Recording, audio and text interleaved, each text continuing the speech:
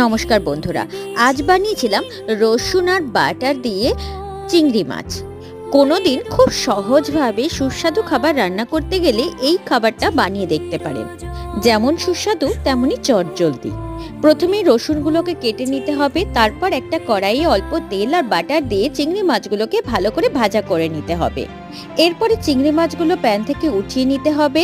সেই প্যানের মধ্যে আরেকটু তেল আর অল্প একটু বাটার দিয়ে রসুন কুচি ভালো করে ভাজা করে নিতে হবে।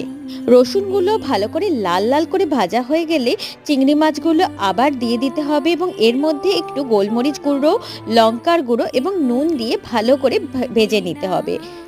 একটা বাটিতে অল্প দুধ নিয়ে তার মধ্যে 1 চামচ কর্নফ্লাওয়ার গুলে মিশ্রণটা এই চিংড়ি মাছের মধ্যে দিয়ে দিতে হবে। আমি শেষে একটা চিজের স্লাইস এর মধ্যে অ্যাড করেছিলাম, আপনি চাইলে নাও দিতে পারেন। এরপরে একটু জল দিয়ে ভালো করে গ্রেভি তৈরি করে নিলেই হয়ে গেল আমাদের